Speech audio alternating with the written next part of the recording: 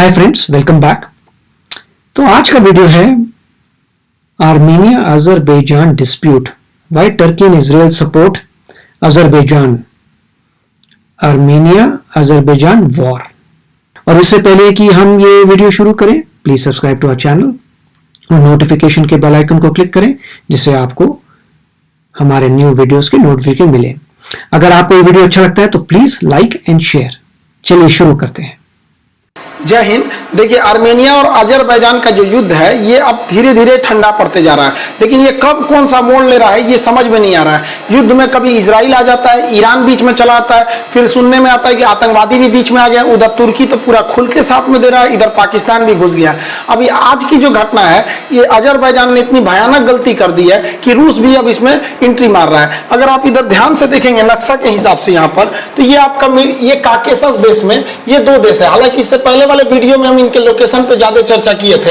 ये नीचे वाला आर्मेनिया है और इस साइड वाला अजरबैजान है। आर्मेनिया है अजरबैजान। ये आर्मेनिया जो है, ये आर्मेनिया क्रिश्चियन मेजॉरिटी का देश है, लेकिन ये सेकुलर है संविधान के हिसाब से। अजरबैजान मुस्लिम बहुल्य वाला है, ये भी सेकुलर है संविधान के हिसाब से। विवादित एरिया में अजरबैजान की ज्यादातर जमीन आर्मेनिया ने कब्जा कर ली है। जो इस कलर का ये जो जमीन देख रही है ऑलरेडी आर्मेनिया ने कब्जा कर रखा है। इसके अलावा ये बीच वाला पोर्शन है जो ये नागोर्नो कराबाख का एरिया है, ये स्वतंत्र है, लेकिन ये स्वतंत्र है, इस पर आर्मेनिया ने अपनी सेना के द्वारा कंट्रोल करता है। अब अजरबैजान हमला कर दिया कि भैया हम ये लेके रहेंगे। अब भीषण बवाल हो गया। अब इसमें कुछ आर्मेनिया से भी गलती हो रही है, कुछ अजरबैजान से गलती हो रही है। आर्मेनिया से थोड़ा ज्यादा हो रहा है और अजरबैजान थोड़ा अभी फ्रंट फुट पे। अजरबैजान अगर इस युद्ध को आगे रखेगा तो वो जीत सकता है इस युद्ध को, नो डाउट आगे बढ़ रहा है। अगर आप इसमें देखिएगा तो अचानक इसमें युद्ध में इजराइल की एंट्री हो जाती है। अब अजरबैजान एक मुस्लिम कंट्री है और पूरी दुनिया के अगर मुसलमान देखेंगे तो दुनिया में मुसलमान इजराइल नाम सुनते भाग जाते हैं फिलिस्तीन को लेकर। इजराइल यहाँ साथ क्यों दे रहा है?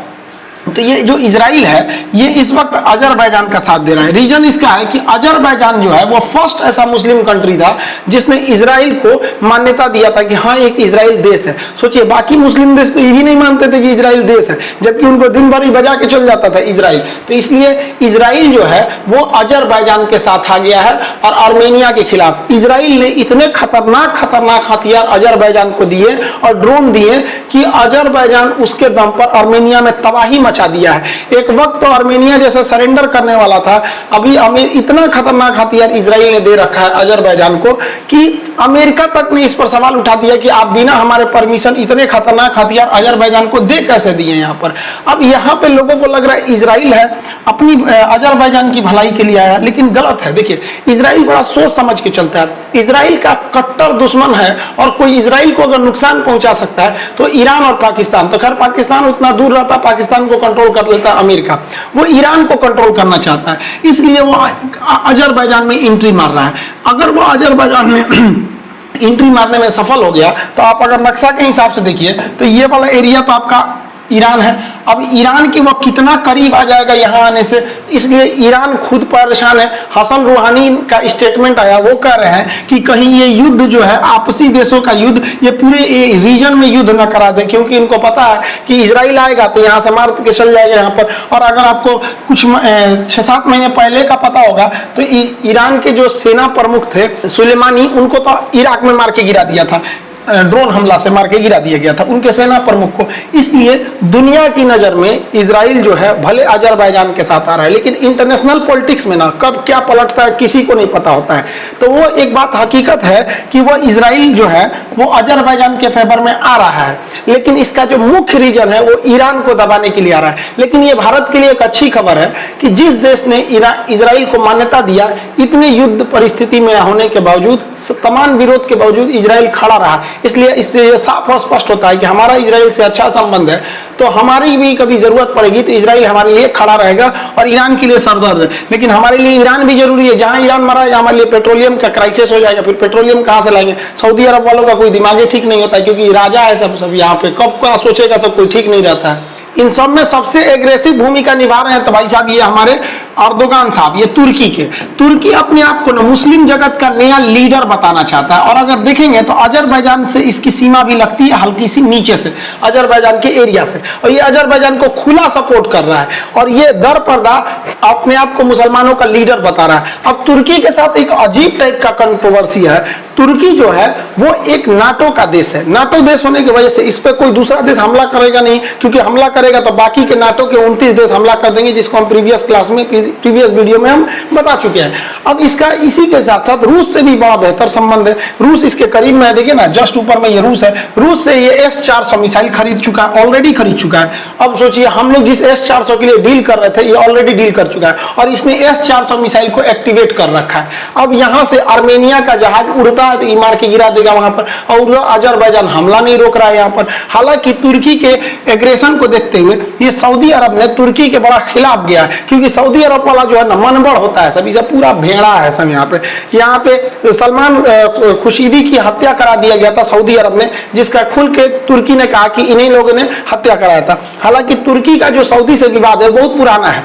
अगर आपको ऑटोमन साम्राज्य याद होगा तो ये दुनिया में इतना बड़ा साम्राज्य था जो 3 महाद्वीप में फैला था। ऑटोमन साम्राज्य जो ग्रीन वाला एरिया, ये ऑटोमन साम्राज्य की तबाही हो गई। यहां पर तुर्की है, जो वर्तमान में तुर्की है, ये ऑटोमन साम्राज्य का अवशेष कह लीजिए। तो इस ऑटोमन साम्राज्य को तबाह करने के लिए अगर यहां देखेंगे तो अभी का पाकिस्तान और यहां पर इंडिया है, ये है आपका सऊदी अरब। तो भाई साहब ये जो सऊदी अरब के राजा लोग थे ना, इन्होंने ही तुर्की की इसकी ऑटोमन साम्राज्य की फाइल निपटाने का प्लान बना लिया था।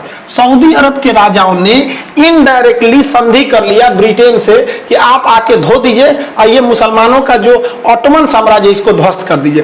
तो ये जो राजा लोग थे, इन लोग का फाइल निपटा दिया। ये आजकल के ये राजा लोग, इन लोग के बस का कुछ भी नहीं है। अगर वहां का पेट्रोल खत्म हो गया नहीं, सब लुंगी पहन के बकरी चराएगा सब यहाँ पर। इसी वजह से तुर्की को दुश्मनी है।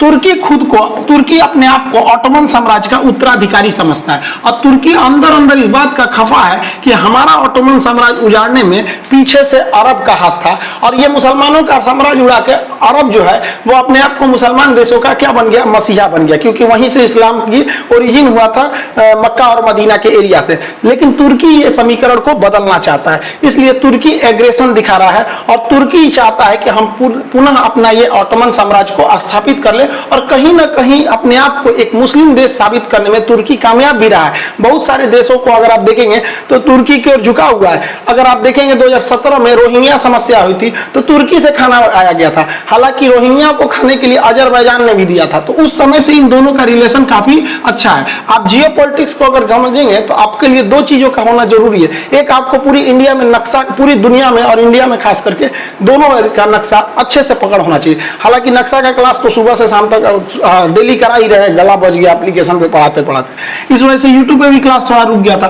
तो नक्शा का जब पहुंच रहेगा तो आपको इंटरनेशनल रिलेशन समझ में आ जाएगा और साथ साथ पुरानी चीजों का भी पकड़ होना जरूरी है। तो ये तो भैया तुर्की की हो गई। ये अर्दोगान साहब तुर्की को कहां ले जाएंगे, हमको तो लगता है ये ऑटोमन साम्राज्य वापस पाने के चक्कर में कहीं पूरा तुर्की ना खो देंगे। भाई साहब कुछ ज्यादा ही एग्रेसिव नजर आने लगते हैं। अब यहां पर तुर्की का प्रभाव इतना ज्यादा देखने को मिल गया कि तुर्की के फेवर में, तुर्की के कहने पर पाकिस्तान ने इनडायरेक्टली, ये है भाई पाकिस्तान, ये इनडायरेक्टली अपनी आर्मी उतार दिया। कहां पर? अजरबैजान में। हालांकि ये इन्होंने ऑफिशियली नहीं कहा है कि हमने अपनी आर्मी उतारी है, लेकिन एक इंटरनेशनल रिपोर्ट के हिसाब से आर्मी उतारी है। किसके कहने पर? अर्दोगान साहब के कहने पर ये हमारे इमरान खान साहब उतार दिए। लेकिन ये खान साहब ये भूल गए कि अरे भैया आपने तो अपने पहले ही इन चाचा से वादा किया था कि हम लोग इंडिया को 2 फ्रंट पे मारेंगे, इधर से चाइना, इधर से ऊपर से मारेगा चाइना, इधर से मारेंगे पाकिस्तान। अरे भाई साहब भुला गए, ये तो अपनी सेना भेज दिया अजरबैजान के पास में। अब ये परेशान है, ये कोरोना वाला ये करेगी भाई, तूने तो धोखा दे दिया। पूरी दुनिया को धोखा देने का ठेका इन लोगों ने रखा है, इन लोग को चूना लगा दिया। किसने? पाकिस्तान ने। पाकिस्तान कंफ्यूज है यार, वो तुर्की के साथ जाए कि सऊदी अरब के साथ जाए कि चाइना के साथ जाए। और तीनों के साथ पाकिस्तान की एक खास समस्या है, तीनों से इसने कर्जा ले रखा है। अगर तुर्की के साथ जाता है तो सऊदी कहता मेरा पैसा दो, तो चाइना से कहता है चाचा दीजिए ना, उसको लौटाना है। मतलब इधर से कर्जा लेके उधर लौटाना। भाई पाकिस्तान आप देश संभालो यार, भूखे मर जाएंगे लोग, वहां के लोग। GDP संभालिए नहीं रही यहाँ पर। अब बताइए, लेकिन एक चीज तो फायदा हुआ, कि अब ये तो टेंशन खत्म कि चाइना से अगर भारत का युद्ध होता है तो 2 फ्रंट वार झेलने को मिलेगा, क्योंकि तुर्की के प्रभाव में आके ये इधर बिजी रहेंगे और हम लोग इधर बिजी रहेंगे। इसलिए अगर आप देखते होंगे तो अभी गलवान का मैटर पे चीन थोड़ा शांत है, क्योंकि उधर से उनको ताइवान पहुंच रहा है और ये सोचे थे कि भारत को न्यूट्रल करने के लिए पाकिस्तान को लगा देंगे, सोच रहा पाकिस्तान दूसरे ओर बिजी हो गया, इसलिए अभी ये बाबू थोड़ा सा शांति से बैठे हैं। देखिए एक्चुअल कंडीशन होगा क्या, जो यहाँ बीच में का ये जो एरिया जो है आपका नागोर्नो कराबाख का एरिया, ये ऑफिशियली रूस ने किसको दे रखा था, अजरबैजान को, और रूस ने अजरबैजान को दे लिया था। और रूस का आर्मेनिया से अच्छा रिलेशन है और यहाँ सेना का अड्डा भी है और आर्मेनिया से समझौता भी है कि आर्मेनिया पर अगर कोई हमला करेगा तो रूस उसे बचाने आएगा। तो आर्मेनिया चला गया रूस के हिसाब से, आर्मेनिया लड़ गया तो कहीं का हमको बचाने रूस आएगा, अरे बकलोलवा कहीं का। रूस खुद मानता है कि ये नागोर्नो का एरिया अजरबैजान का है और रूस ने ऑफिशियली कह दिया है कि हम आर्मेनिया को बचाने नहीं आएंगे, क्योंकि यह युद्ध आर्मेनिया में नहीं हो रहा है, यह नागोर्नो में हो रहा है जिसे अजरबैजान का। अब बेचारा का दिमागी काम नहीं कर रहा है, वो कहता है ना कि मैं किसके लिए सजू, मेरा पिया आन्हर है। बेचारा कंफ्यूजन में कौन है, आर्मेनिया, वो किसके दम पे कूद रहा था, रूस से सलट गया यहाँ पर। इसके अलावे भी अगर देखेंगे तो अजरबैजान के फेवर में ज्यादातर मुस्लिम कंट्री अजरबैजान के फेवर में। इसके अलावे भी जो यूरोपीय यूनियन है, जो यूरोप के देश है, यूरोपीय यूनियन भी इस बात को मानते हैं कि अजरबैजान ही ठीक है, ये नागोर्नो का एरिया किसका है, आपका अजरबैजान का। जो यूएन है, यूएन तो भाई साहब ऐसी संस्था है ना कि अगर किसी चीज को बर्बाद करना है, अगर लाइफ बर्बाद करना है ना, तो या दो ही रास्ते हैं, या तो आप यूएन में कोई मुकदमा ठोक दीजिए, या तो इंडिया में आके किसी सरकारी रेलवे एसएससी की तैयारी करिए। ये साले कब किस चीज को फाइनल करेंगे पता ही नहीं चलता है। नेहरू के जमाने से केस अटका हुआ हमारा कश्मीर मुद्दा आज तक इन यूएन वालों से सॉल्व नहीं होता है। अपने आप को बहुत बड़ी संस्था समझते हैं, मतलब किसी चीज को चौपट करने के लिए ये एनफ है। तो यूएन भी कह दिया है कि भाई ये जो एरिया है वो अजरबैजान का है, और अजरबैजान के लोगों का तो पूछिए मत। अजरबैजान की जीडीपी भयानक गिरी है, अर्थव्यवस्था को चौपट हो गया, पेट्रोलियम पर इनकी अर्थव्यवस्था आधारित थी।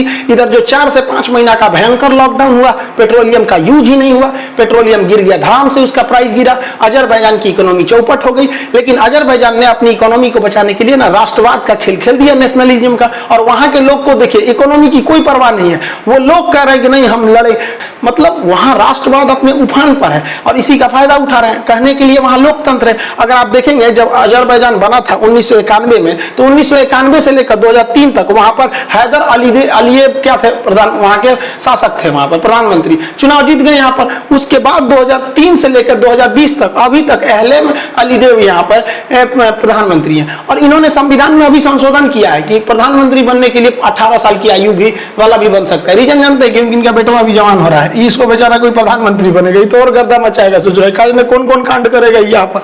तो ओवरऑल देखेंगे तो पलड़ा किसके पास भारी है, अजरबैजान के पास भारी है। लेकिन कहा जाता है ना कि जब इंसान का नसीब खराब रहता है ना तो ऊंट पे बैठे आदमी को कुत्ता काट लेता है। यही कुत्ता काट लिया किसको, अजरबैजान को। इसका एगो मिसाइल गिर गया कहां पर, रूस में गिर गया। अब रूस भड़क गया, फिर छोटा कहेंगे तो हम डायरेक्ट ना इनडायरेक्ट बचाइए रहे थे, तो हमरे उनका मिसाइल मार दिया। अब रूस ने ऐलान कर दिया कि हम बीच में आ रहे हैं। अब देखिए क्या होता है। अब जहां तक तो ऐसा लगता है कि रूस किसी की ओर से नहीं जाएगा, क्योंकि रूस इस स्थिति में नहीं है, क्योंकि अगर रूस अजरबैजान को ज्यादा दबाव बनाएगा तो तुर्की उसके उधर आ जाएगा यहाँ पे। तो ये अभी समझिए कि युद्ध विराम की स्थिति में है। भारत को इससे कोई लेना देना नहीं है भैया, भारत को साइडे में रहने की जरूरत है, क्योंकि हमारी जो जरूरत है वो सबसे है। हम लोग को भैया इजराइल भी चाहिए क्योंकि हथियार देता है। हम तो चाहते हैं कि भैया ईरान भी जिंदा रहे, पेट्रोलियम मिलता रहेगा, आर्मेनिया भी अच्छा से रहे, हम हथियार बेचेंगे, अजरबैजान भी रहो भैया, हमें पेट्रोलियम मिलते रहेगा, कोई दिक्कत नहीं है। और ये युद्ध थोड़ा बहुत चलते भी रहे, क्योंकि पाकिस्तान उलझा रहेगा तो इसका सपना टूट जाएगा 2 फ्रंट वार का,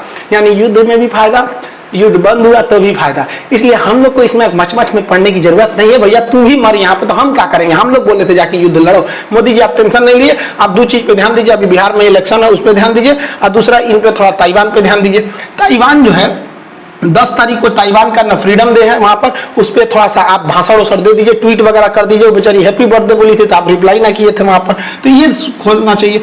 मोदी जी को भी स्पष्ट संदेश देना चाहिए। जिस तरह से चाइना खुलेआम पाकिस्तान का समर्थन करता है, ये जानते हुए कि हमारा वो जानी दुश्मन वाला काम करता है, तो चाइना को भी, चाइना का जो जानी दुश्मन है ताइवान, भारत को भी इसका खुलेआम समर्थन करना चाहिए। और ताइवान के लिए इससे बड़ा गिफ्ट हो ही नहीं सकता है कि ताइवान के लिए दूतावास खोल दीजिए दिल्ली में, और वहीं वहीं खोलिए जहां चीन का दूतावास है, आमने सामने की। देखो दिन रात तुम अपने दुश्मनों को सामने देखते रहो, पगला आ जाएगा वहां पर। वो कहता है कश्मीर हमारा नहीं है, अरुणाचल प्रदेश हमारा नहीं है, और हमसे कहवा लेता है कि ताइवान उसका है। सोचिए हम लोग चीन के दबाव में आके वहां से आज तक कोई रिलेशन नहीं रखे हम लोग।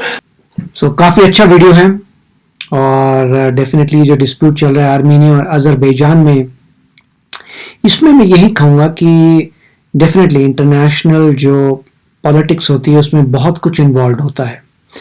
अब इसमें आपको एक बात जो नज़र आती है वो ये है कि जो चीज़ें हैं वो रिलीजन से ज़्यादा बढ़कर होती हैं।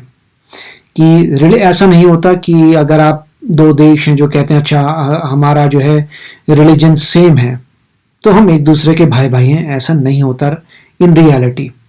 क्योंकि आप यहाँ पे कॉन्ट्राडिक्शन देख रहे हैं कि इजराइल जो है उसका मुस्लिम नेशन से काफ़ी प्रॉब्लम्स हैं, राइट? क्योंकि मुस्लिम नेशंस उसको अटैक करते हैं और वो कहते हैं कि फ़लस्तीन बनेगा, इजराइल कहता है फ़लस्तीन नहीं है। तो वो बहुत पहले से प्रॉब्लम चली आ रही है, और अटैक भी उनको इजराइल को मुस्लिम नेशंस ही करते हैं। और अब यहाँ देख रहे हैं कि इजराइल जो है एक और मुस्लिम नेशन अजरबैजान को हेल्प कर रहा है, उनको वेपन्स दे रहा है। क्यों? क्योंकि अजरबैजान ने कहा था कि इजराइल को हम रिकॉग्नाइज करते हैं, राइट? सबसे पहले जब पहले बात हुई थी कि इजराइल जो कह रहा था कि हम नया देश हैं, तो रिकॉग्नाइज कौन करता था? तो अजरबैजान ने रिकॉग्नाइज किया था। तो उस बात से दोस्ती हो गई। अगर आपको कोई भी कंट्री कहे हाँ हम इनको रिकॉग्नाइज करते हैं तो कितना फर्क पड़ता है। कि उसी तरीके से इंडिया और इजराइल के काफ़ी अच्छे रिलेशनशिप्स हैं। तो एक समय पे ये बात सही है कि ये क्लियर हो जाएगा कि इजराइल जो है इंडिया की हेल्प के लिए आएगा। अब ये अच्छी बात होगी। अब दूसरी पॉइंट ये है कि आपको उस पूरे एरिया में देखना पड़ेगा। ऑफ कोर्स ईरान जो है और इजराइल के रिलेशनशिप्स अच्छे नहीं हैं। ईरान के जो जनरल थे सुलेमानी, उनको जो है यूएस ने मार दिया था एक स्ट्राइक करके जब वो इराक में थे, और इराक ऑफ कोर्स यूएस के कंट्रोल में था। तो जबकि ठीक है उनके इराक में उनकी अपनी लोकल गवर्नमेंट है, मगर वो लोकल गवर्नमेंट जो है यूएसए ने ही क्रिएट की थी लिबरेट करने के बाद सद्दाम हुसैन से। तो अब आप यहाँ देख रहे हैं कि किस तरीके से इजराइल जो है अजरबैजान एक मुस्लिम कंट्री को सपोर्ट कर रहा है। क्यों? क्योंकि अगर उसका प्रेजेंस बढ़ता है अजरबैजान में तो फिर ईरान में वो काउंटर अटैक कर सकते हैं अगर ईरान परेशान करता है। तो ये बात सही है। उसके बाद देखते हैं टर्की ने अपने आप को सोच रहा है कि head of the Muslim empire है, सॉर्ट ऑफ की इस्लामिक नेशंस का हेड है। और जैसे ही वो कहेगा तो सऊदी अरेबिया नहीं मानेगा, क्योंकि सऊदी अरेबिया कहेगा मक्का मदीना तो हमारे पास है, रिलीजन तो हमारे से शुरू हुआ था, तो ऐसा कैसे हो सकता है। और उनका पहले जो है काफ़ी फाइट चल रही है टर्की से। सऊदी अरेबिया और टर्की की फाइट तो सदियों से चली आ रही है, जब वो ऑटोमन एम्पायर थी टर्की। और टर्की ने काफ़ी एग्रेशन शो किया क्योंकि उसे लगता है कि वो नेटो मेंबर है, और टर्की ने इंडिया के अगेंस्ट भी काफ़ी कुछ चीज़ें कही हैं। मगर टर्की ऑन इट्स ओन इतनी पावरफुल कंट्री नहीं है। सिर्फ टर्की के पास एक ही पॉजिटिव पॉइंट है कि नेटो के मेंबर है, अदरवाइज खुद की पावर नहीं है टर्की में। टर्की जो है न्यूक्लियर स्टेट नहीं है, मगर उसका थॉट ये है कि अगर वॉर हो गई तो नेटो के अंदर जो न्यूक्लियर स्टेट्स है वो टर्की की हेल्प करेंगे। मगर वो दूसरी बात है कि आप डिपेंडेंट है अपने नेटो मेंबर्स में, आप में खुद में दम नहीं है। और उसके बाद जो है टर्की फिर पाकिस्तान के साथ मिला हुआ है, एक ये प्रॉब्लम है। उसके कहने पे पाकिस्तान अपनी सोल्जर्स को भेज रहा है। ऑफ कोर्स जब वो पाकिस्तान ने कुछ सोल्जर्स भेजे हैं अजरबैजान में, तो ऐसा नहीं है कि वो फाइट नहीं कर पाएगा इंडिया के साथ, मगर हाँ उसकी शक्ति जो है कम हो जाएगी। क्योंकि अगर आपकी फोर्सेस स्प्लिट हैं, कुछ गए हुए हैं आपके देश से बाहर अजरबैजान में, तो आप कितना लड़ सकते हैं इंडिया के साथ, वैसे ही आप कमज़ोर हैं। तो मेरे ख्याल से ये पॉइंट भी अच्छा है। अब दूसरी इस वीडियो में मेन कहानी ये थी कि अजरबैजान की किस्मत खराब हो गई, बाई चांस मिसाइल्स गिर गए रशिया में, रशिया उसके अगेंस्ट आ रहा है। अब मगर फंडामेंटली अगर आप देखें तो पॉइंट ये है कि आर्मीनिया जो है उसने एक गलती की है कि अगर तुम्हारा वो पार्ट नहीं है तो तुम्हें क्या ज़रूरी थी उसे कब्जा करने का। पॉइंट तो सारा यही होता है। डिस्प्यूट तो सारी इसी बात की है कि जब जो है मेरे इसका मतलब ये होगा कि जब रशिया ने इन कंट्रीज को, आर्मीनिया और अजरबैजान को क्रिएट किया होगा, तो जो बॉर्डर से क्रिएट किया होगा उसमें आर्मीनिया को वो बॉर्डर नहीं पसंद होगा। आर्मीनिया उस वक्त भी ये कह रहा होगा कि नहीं, ये गलत तुमने कंट्रीज बनाई हैं, ये एरिया हमारे होने चाहिए, और उधर अजरबैजान कह रहे नहीं, ये हमारे होने चाहिए। तो उस डिस्प्यूट के बावजूद रशिया ने उनको बना दिया। सिमिलर टैक्टिक है जैसे यूके ने क्रिएट किया था इंडिया, पाकिस्तान और कश्मीर को। ठीक है, जब क्रिएट हुआ है तो जो बाउंड्री है वो क्लैरिफाई नहीं हो पाई, स्पेशली जहां पे कश्मीर था। कश्मीर के राजा हिंदू थे और इससे पहले कि वो डिसाइड करते, ऑफ कोर्स पाकिस्तान ने अटैक कर दिया, तो राजा ने डिसाइड कर लिया कि कश्मीर जो है इंडिया के पास जाएगा टेम्पोरेरली, जब तक लोकल इलेक्शंस ना हो, वहां के लोग डिसाइड करें। मगर वो कभी पॉइंट आ ही नहीं पाया क्योंकि पाकिस्तान से अटैक कर दिया और कुछ पार्ट ले लिया। तो सिमिलरली यहाँ पर भी यही प्रॉब्लम हुई होगी कि उनको जब कंट्रीज बनी है तो एग्री नहीं करते होंगे बॉर्डर को, और उसके बाद जो है आर्मीनिया ने फिर अटैक करके, ऑफ कोर्स इंडिया भेजता है आर्म्स, उन्होंने जो भी है, जो उनके अलायंसेस हैं उससे उन्होंने आर्म्स लेके अटैक करके कुछ पार्ट ले लिया जो डिस्प्यूट में था, जो डे 1 से डिस्प्यूट करते होंगे तभी लिया है। तो ये काफी कॉम्प्लिकेटेड मैटर्स हैं, और ये बात सही है कि यूनाइटेड नेशंस में अगर कोई भी जाता है तो लंबे समय तक वो अटक जाता है, परंतु वो दोनों कंट्रीज ये कह सकती हैं कि ये आपस का मामला है तो यूनाइटेड नेशंस में क्यों जाए। पहली बात तो ये तो काफी अच्छी बात है, और मतलब इससे आपको नॉलेज, इस बात की जो मेन पॉइंट ये आता है कि जस्ट बिकॉज किसी दो कंट्रीज के रिलीजन सिमिलर है, इसका मतलब ये नहीं होता कि उनमें दोस्ती हो जाए। इंडिया की जैसे दोस्ती है ईरान के साथ, क्यों? क्योंकि इकोनॉमी की वजह से, और ऑयल आपका आता है, आपका पेट्रोलियम आता है ईरान से, तो दोस्ती है, गिव एंड टेक की है। वो इंडिया इंपोर्ट कर रहा है, वो एक्सपोर्ट कर रहे हैं, उनको पैसा आ रहा है, इंडिया को ऑयल मिल रहा है। तो देखिए इसमें दोस्ती है। इंडिया और इजराइल की दोस्ती, इजराइल जूइश नेशन है तो उसमें दोस्ती है। तो ये दोस्ती जो होना है आपस के ट्रेड से होता है, आपस के रिक्वायरमेंट से होता है, not necessarily because of religion. तो काफ़ी अच्छा वीडियो था, और बात सही है कि इंडिया जो है आज जो है ताइवान का नेशनल डे है, तो हम लोग भी उनको जो है पूरी इंडिया के लोग जो हैं कॉन्ग्रेचुलेट करेंगे, स्पेशली इसलिए क्योंकि आप जब देखते हैं कि चाइना आपके एरिया को रिकॉग्नाइज नहीं करता, लद्दाख को रिकॉग्नाइज नहीं करता, अरुणाचल प्रदेश को रिकॉग्नाइज करना, तो हर इंसान वही कहेगा enemy of my enemy is my friend. ठीक है, एनिमी का जो एनिमी वो मेरा दोस्त है। तो उसी तरीके से इंडिया फिर कह रहा है अगर तुम ऐसा करते हो तो ठीक है, हम ताइवान को से रिलेशनशिप इंक्रीज करेंगे। तो अभी देखना बाकी है कि इंडिया कितनी बोल्डली सामने आता है। क्या मोदी जी कुछ स्पीच देते हैं, नहीं देखा जाएगा, परंतु डेफिनेटली ये इंटरनेशनल पॉलिटिक्स का केस है, और अगर हम यही चाहेंगे, मैं यही चाहूँगा कि पीसफुली ये प्रॉब्लम सॉल्व हो जाए। अगर इस तरीके से कंट्रीज लड़ती रहेंगी देशों में तो पूरी वर्ल्ड वॉर ना शुरू हो जाए। तो आई होप कि ये मैटर रिजॉल्व हो पीसफुली और डेमोक्रेटिकली, और जहाँ दोनों कंट्रीज जो हैं वो दोनों सेक्युलर कंट्रीज हैं, तो उनको आपस में बैठना चाहिए और कोशिश करनी चाहिए कि पीसफुली किसी डायलॉग पे आ सकें और कुछ एग्रीमेंट कर ले विन विन का, जिसमें थोड़ा एक को मिलेगा, थोड़ा दूसरे को मिलेगा, और शांति से वो बॉर्डर को फाइनलाइज कर पाए। तो बहुत अच्छा वीडियो था। चलते हैं और आपको मिलेंगे अगले वीडियो में। Thank you, bye bye. तो अगर आप मेरे इस चैनल पे नए हो तो जल्दी से सब्सक्राइब के बटन को हिट करो और बेल आइकन को क्लिक करो, ताकि आपको मेरा जब नया वीडियो मैं लगाऊं आपको उसके बारे में जल्दी से पता चल जाए।